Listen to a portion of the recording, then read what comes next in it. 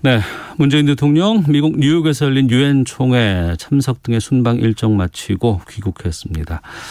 이번 미국 방문의 의미, 성과 짚어보도록 하겠습니다. 청와대 박수현 국민소통수석을 연결하겠습니다. 안녕하십니까? 네, 안녕하세요. 박수현입니다. 예. 먼저 문재인 대통령 취임 후 한 해도 거르지 않고 유엔 총회에 참석해서 연설을 했다고 하는데 이게 우리나라 정상으로는 처음 있는 일이라면서요? 예, 그렇습니다. 문재인 대통령 이전에 우리 역대 대통령님들께서는 임기 중에 한 번 또는 두 번 유엔 총회에 참석을 하셨거든요. 네. 그에 비해서 문재인 대통령은 말씀대로 임기 중 5번 5년 연속 참석을 하셔서 최초의 사례로 기록이 되고 있고요. 이것은 왜 그러냐면 그만큼 우리가 이제 국제 무대에서의 다자 외교를 통한 어떤 국익의 도모라고 하는 것이 필요한 시대가 됐습니다. 네. 지금 그 이슈라고 하는 것도 과거에는 전통적으로 한반도를 둘러싼 전통적인 4강 안보 외교 이런 것들이 중심이었잖아요. 네. 그런데 이제는 코로나19라고 하는 전 세계적인 팬데믹 상황이 있는 것이고요. 또 기후변화가 얼마나 심각한 상황입니까? 이런 것들은 범지구적 이슈 아니겠습니까? 네. 그리고 또 한반도 평화라는 측면에서 보면 북한의 핵과 미사일 도발 이런 것들이 문재인 정부 시작하자마자 아주 다양하게 시도가 됐는데 이런 글로벌 이슈는 국제 무대 다자 외교를 통해서 해결해야 되기 때문에 유엔 총회가 필요했던 것이고요. 그다음에 한반도 평화를 위한 국제사회의 지지를 얻는 측면에서도 바로 임기 중에 이렇게 유엔 총회에서 여러 가지 우리 입장을 설명하고 지지를 획득하는 그런 작업이 필요했기 때문에 네. 그렇게 5번 연속 참석한 것으로 그렇게 설명드릴 수 있겠습니다. 네, 그 5번 가운데 이번이 마지막 총회 참석이 될 수밖에 없을 것 같은데 이번 참석의 의미는 어떻게 평가하십니까? 지금 코로나 위기로부터 전 인류가 고통을 받고 있는데 우리 대한민국이 어떻게 이것을 잘 극복하고 있고 또 K방역 그다음에 포용적 회복 이런 부분들에 대해서 국제사회의 연대와 협력을 선도한다는 그런 측면, 기후변화 대응에 대해서도 마찬가지고요. 그다음에 2030까지 이제 하게 돼 있는 SDG라고 지속가능 발전 목표, 유엔의 목표가 있습니다. 네. 이것을 달성하기 위한 계획 이런 것들을 말씀하셨어요. 정리하면 국제사회의 연대와 협력을 선도한다는 측면이 있고 이번에 BTS가 대통령 특별 사절로 함께 유엔에 가서 SDG 모먼트 행사에서 연설을 하지 않았습니까? 예. 바로 이렇게 지속 가능한 사회에는 바로 미래 세대와 연결되기 때문에 미래 세대와의 소통을 강화한다는 측면이 있었는데 그런 측면에서도 바로 세계 유엔 회원국의 모든 대표로 우리 문재인 대통령이 국가 정상 대표로 초대가 돼서 연설을 했고 그다음에 청년 미래 세대의 대표로 역시 우리나라의 세계적인 아티스트인 BTS가 함께 초대를 받아서 이렇게 함께 메시지를 전달하는 것은 너무나 큰 의미가 있다 생각하고요. 그리고 또 한 번의 백신 외교를 성공적으로 이끌은 순방이었다 이렇게 평가를 하고 싶습니다. 그래서 화이자 회장을 접견해서 내년도에 백신 추가 도입에 대해서 논의를 했다든가 예. 그다음에 한미 백신 협력 체결을 했지 않습니까? 네. 그래서 지난 5월에 바이든 대통령과 합의했던 한미 글로벌 백신 파트너십 구축에 대한 후속 조치로 네. 대기업뿐만 아니라 우리 중소기업이 나가서 어떤 협력을 체결하는 그런 성과를 거둔 것이고요. 그다음에 영국과 이제 양국 간 백신 수합을 논의했다든가 그다음에 베트남에 또 백신을 또 공유하기로 한 이런 것들을 포함해서 네. 전체적으로 백신 외교에 큰 성과를 거두었다 이렇게 평가할 수 있겠습니다. 성과를 많이 말씀해 주셨는데 그만큼 빡빡한 일정이었을 것 같습니다. 문재인 대통령 오늘 하루는 연가 내고 이제 쉬신다고 들었는데 이게 올해 처음이라면서요? 예, 올해 워낙 또 바쁜 일정들이 많고 그래서 예. 올해 처음 연가를 쓰시는 겁니다.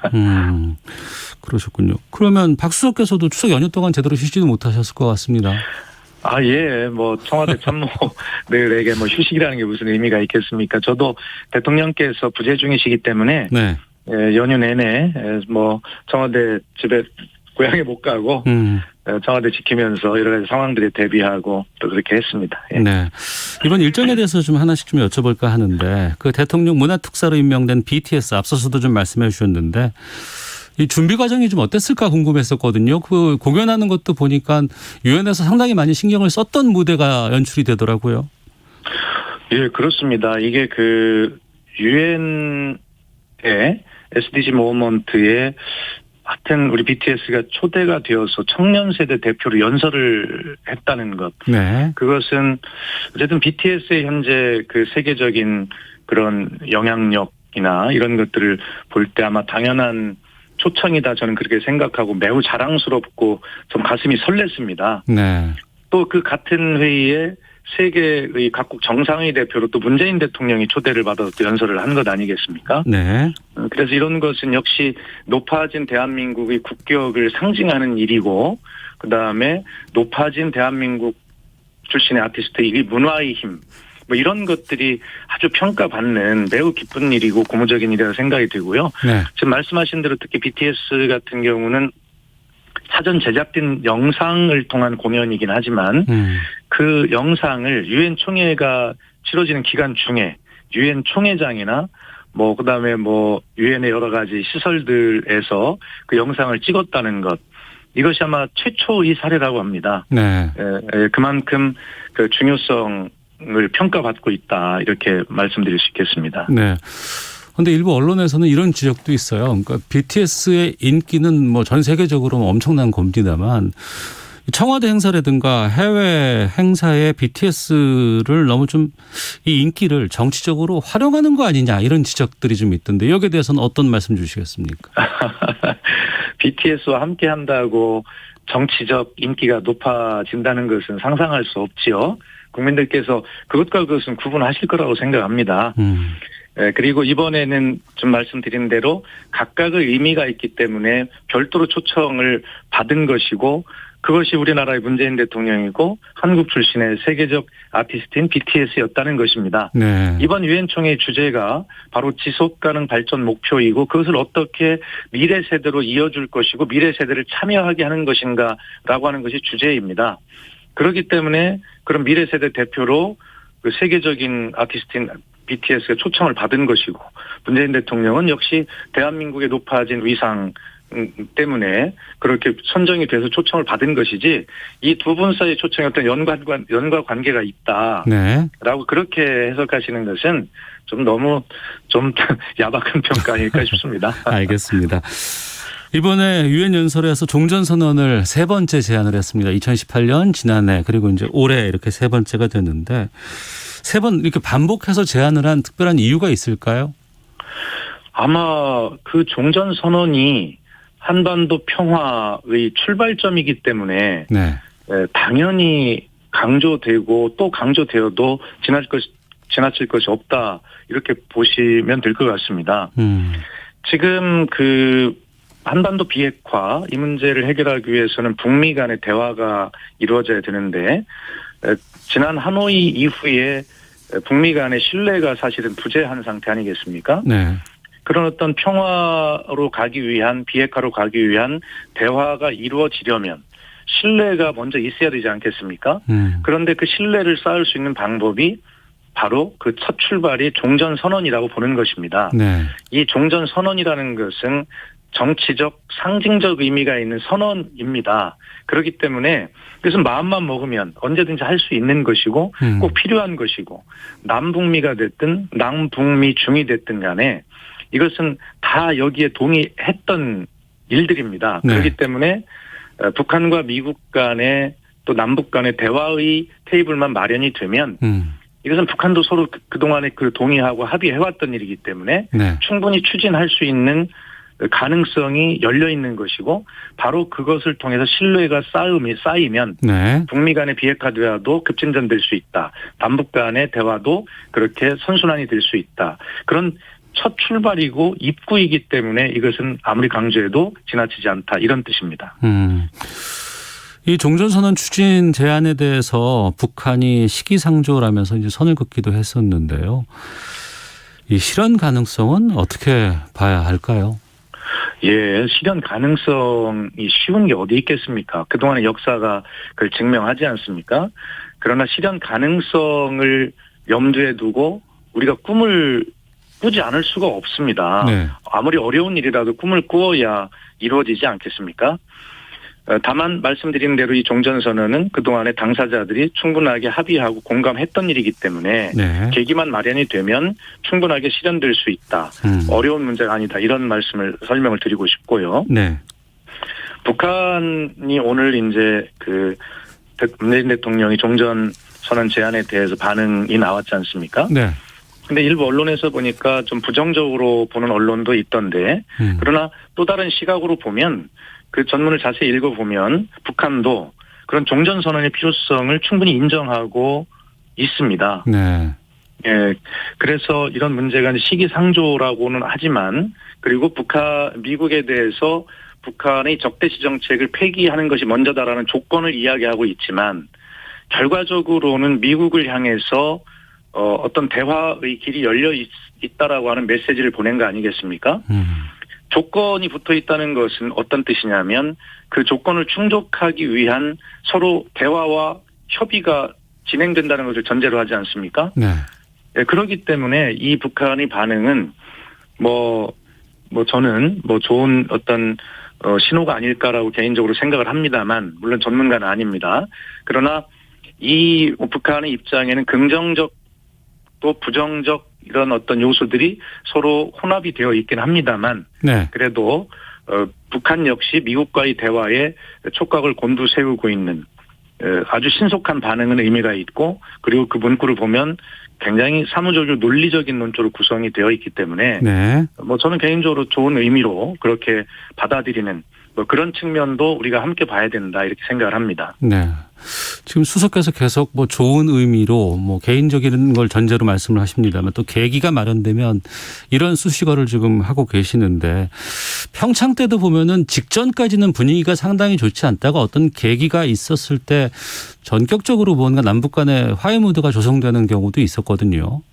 그렇습니다. 내년 2월에 베이징 올림픽이 또 지금 예정되어 있는 상황에서 또 대통령의 임기는 지금 8개월밖에 남지 않은 상황에서 어떤 깜짝 카드라든가 어떤 일정 같은 것들이 좀 서로 오가는 그런 분위기가 지금 마련되곤 있습니까? 예, 어떤 상황에서도 어떤 대화의 채널은 열어놓고 그런 대화를 하는 것은 국제 관계 외교의 기본 아니겠습니까? 이번 북한의 반응도 저는 네. 대통령의 제안에 대해서 북한이 침묵으로 일관하면서 무조건 조건이 없는 무반응을 하는 것보다는 네. 지금 적대 관계를 미국이 먼저 철회해야 한다라고 하는 조건이 있지만 그런 조건 있는 반응을 한 것이 네. 오히려 긍정적으로 읽혀야 한다 이렇게 생각을 하고 있어요. 예. 그래서 서로 주고받는 어떤 메시지들이 또 서로 주고받는 대화나 그다음에 어떤 행동 속에 담겨 있는 그 진의들 메시지가 무엇인가를 서로 잘 읽어내는 것이 중요하고 예. 그것이 서로를 향한 선의 메시지라고 읽히게 된다면 네. 지금 앵커께서 말씀하신 대로 그런 어떤 모멘텀은 언제든지 발현될 수 있다. 네. 그래서 서로가 서로를 향한 좋은 메시지를 던지고 있는 그런 행간들을 잘 읽어내면서 네. 상대방 역지사지로 상대방 입장을 생각하는 것 매우 중요하다 생각하고 그런 계기가 저는 있을 것으로 그렇게 생각합니다. 알겠습니다. 돌아오는 비행기 내에서 기자간담회를 대통령이 가졌습니다. 네. 종전선언하게 된 배경 설명하기도 하셨고, 그런데 거기서 이런 얘기가 나왔어요. 야당의 반응을 보면 종전선언에 대해서 참 이해가 없구나라는 생각이 들었다. 이런 지금 기사가 나오는데 여기에 대해서 좀 이게 어떤 의미입니까? 글쎄요. 저도 언론을 통해서 야당이 어떻게 반응했는지는 저도 읽어봤습니다. 네. 야당에서 하시는 말씀의 주 제목은 뭐냐면 문재인 대통령의 종전선언이 현실 감각이 없는 그런 허공에 뜬 그러한 제안이다 이런 평가를 하신 것 같더라고요. 그런데 대통령께서 이 말씀 뭐냐면 이 종전선언이라고 하는 것은 한반도 평화 프로세스, 평화로 가기 위한 신뢰 구축을 시작하기 위한 그런 입구이자 출발인데 네. 그리고 그런 당사자들이 이미 여러 차례 계기를 통해서 합의를 한 적이 있는 것 아닙니까? 공감하고 있는 문제고 그래서 이것을 제일 가장 쉽게 아마 해볼 수 있는 그러한 출발인데 마치 이제 야당은 이 종전선언을 그 어떤 마지막에 도달해야 되는 결과로 그렇게 인식하고 있는 것 아니냐. 네. 그러니까 무겁게 느껴진다는 것이죠. 아마 대통령께서는 그러한 그 차이를 설명을 하신 것 같습니다. 이런 종전선언을 통해서 평화로 가기 위한 평화 합의 이런 것들이 대화가 이루어져야 되고 그 결과로 평화 협정으로 이루어져서 결과적으로 한반도에 항구적이고 공고한 평화 체제를 구축해야 한다는 우리 일관된 입장이 있지 않습니까? 네. 그 첫 출발을 대통령께서 말씀하셨는데 아마 야당은 이것을 저 결과의 끝에 나와 있는 그런 입구가 아니라 출구로 그렇게 무겁게 생각하는 것 아닌가라고 하는 그런 인식의 차이를 설명하신 것으로 저는 이해합니다. 알겠습니다. 자, 그리고 뉴욕 일정 마치고 하와이 호놀룰루에서 독립유공자 훈장 추서식 또 한국전 참전 미군과 국군 유해 상호 인수식도 있었고 어제 돌아와서는 서울공항에서 국군 전사자 유해 봉안식도 있었습니다. 이 행사들은 어떤 의미가 있는 건지요? 예, 문재인 대통령은 안보와 보훈에 있어서만큼은 제가 보수 진보를 따지는 건 아닙니다만 어떤 보수 대통령님보다도 훨씬 더 보수적이고 강조를 하는 것으로 저는 그렇게 생각을 합니다. 그래서 이 보훈에 대해서도 굉장히 강조를 하시고요. 국가가 끝까지 무한 책임을 지겠다. 국가를 위해서 헌신하고 희생하시고 목숨을 바친 분들에 대해서 그런 생각을 가지고 계시기 때문에요. 아마 그 미국에서 이번처럼 그 돌아온 국군 유해가 지금까지 307구 되시는데요. 네. 그중에 289를 문재인 정부에서 봉환을 하셨을 만큼 굉장히 그 관심이 많고 그런 것이 바로 대한민국을 지속 가능하게 발전시킬 수 있는 중요한 애국심이고 정신이라고 대통령은 생각하고 계신 것이거든요. 네. 그리고 이번에 하와이 이민 세대로 이제 최근 독립운동 공적이 발굴된 두 독립지사에 대한 훈장 추서식을 거행하셨는데 네. 이것도 대한민국 대통령이 독립유공자 훈장 추서를 해외 현지에서 직접 거행한 것은 이번이 처음입니다. 또 그 미군 유해 상호 인수식도 마찬가지로 대통령이 한미 6.25 전쟁 그 전사자 유해 인수식을 해외에서 직접 주관하신 것도 이번이 처음이시거든요. 이 내용은 뭐냐면 이제 북한도 단독으로 유해 발굴을 하고 또 함께 공동으로 발굴하기도 하는데 네. 이것이 미군 유해일 것이다라고 해서 미국으로 봉송한 그런 유해가 있을 거 아닙니까? 근데 미국에서 이렇게 조사를 하다 보면 거기 이거는 미군이 아니라 한국군 유해다라고 밝혀지는 부분들이 있는 거예요. 네. 그래서 그 유해들을 저희가 이제 모셔오는 것인데 참 가슴 벅찬 일이고 또 뭉클한 일입니다. 15,000km나 됩니다. 하와이에서. 네. 그 70여 년 전에 전사하신 것도 정말 서러우신데 그 미군 유해에 섞여서 15,000km를 날아갔다가 거기서 다시 분류가 되어서 15,000km를 돌아오시는 그 영령들을 생각하면 얼마나 가슴이 아픈 일이고 가슴 뭉클한 일입니까? 그리고 그런 분들을 국가가 끝까지 한 분도 빠짐없이 최선을 다해서 최고의 예우로 이렇게 모셔오는 것이야말로 대한민국을 더욱 강하고 지속 가능하게 만드는 그러한 일이다라고 대통령은 생각하고 계시고 그러한 일들을 하고 계신 것입니다. 네. 대통령 연차는 오늘 하루까지입니까? 예, 그렇습니다. 그러면 이제 월요일부터 다시 또 일을 하시게 되겠네요. 예, 맞습니다. 알겠습니다. 오늘 여기까지 말씀 좀 듣도록 하겠습니다. 시간이 벌써 훌쩍 지나갔네요. 자, 지금까지 청와대 박수현 국민소통수석과 함께 말씀 나눴습니다. 오늘 말씀 고맙습니다. 네, 감사합니다. 네.